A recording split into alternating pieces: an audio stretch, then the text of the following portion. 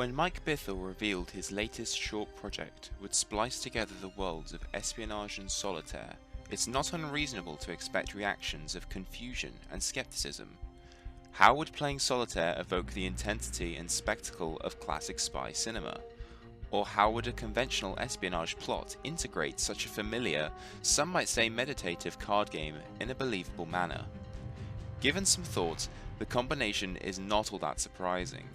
For centuries, card games have thrived on the pleasures players get through acts of deception and subterfuge. Take a quick look at the iconography of spy cinema. Casinos, roulette wheels, and stacks of cards crop up repeatedly.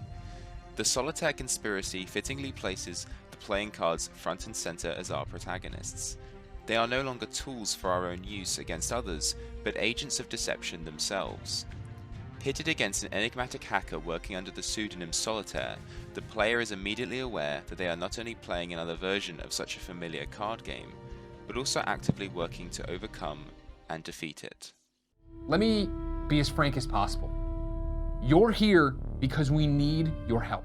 Given Bithell's other titles are reputable for character-driven narratives, his recent circular miniseries even riffs on the text adventure genre, the Solitaire Conspiracy is surprisingly straightforward in its approach. Filmed in lockdown, Greg Miller and Inel Tomlinson both deliver exposition through FMV cutscenes that sell the high-tech spy aesthetic, even if their written execution occasionally undersells its own stakes.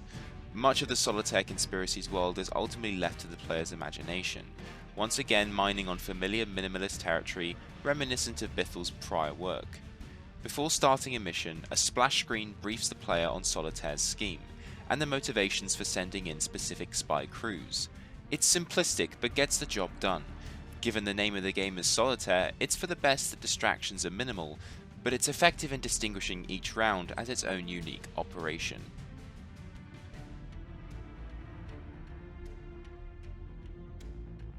On the surface, the Solitaire Conspiracy isn't distinguishable from a flashy neon-drenched version of the classic game.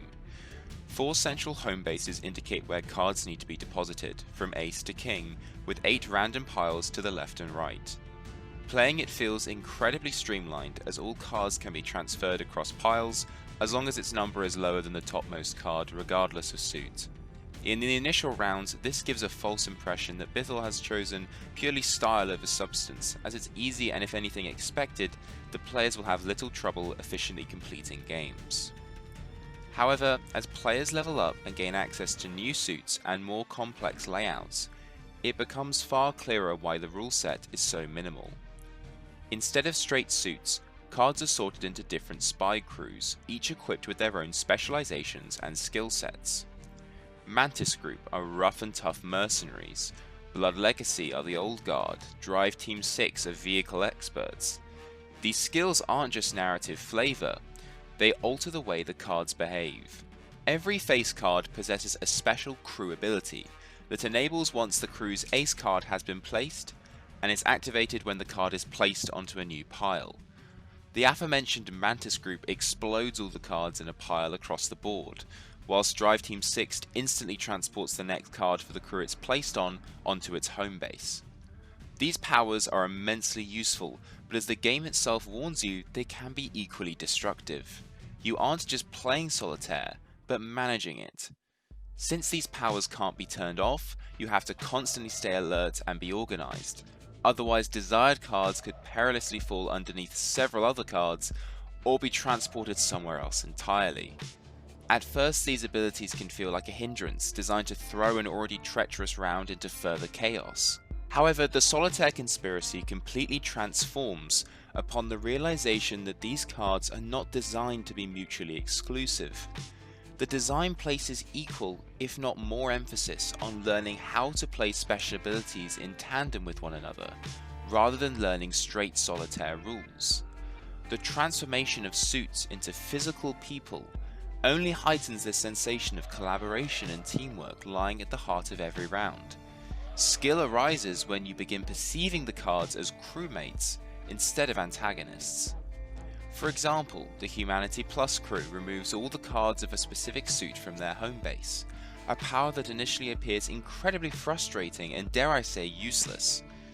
Yet, removing these cards consequently lets players place the ace card down a second time, recharging that suit's abilities.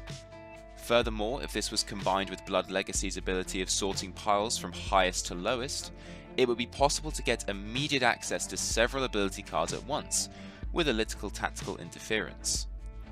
The game actively punishes players acting in self-interest through these unpredictable alterations, but rewards those who have the patience and strategy to command these crews with one another.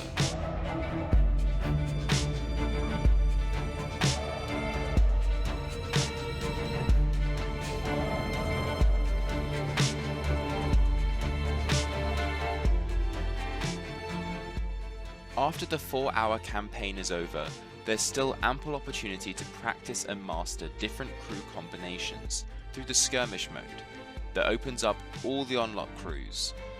This mode functions as both a classic stress-free experience and as a space for player experimentation, allowing you to mix crews in any arrangement you want. On the other hand, Countdown is a fast-paced time attack that focuses more on instinct than patience, rewarding precious seconds for every card taken home onto the draining timer. Whilst this style of play tests knowledge of the individual crews and your base solitaire ability, it doesn't allow for more complex or innovative strategies due to the titular countdown, regressing to a more traditional form of solitaire that feels rushed in execution and play. Nonetheless, the Solitaire Conspiracy is a refreshingly brisk and stylish upheaval of gaming tradition.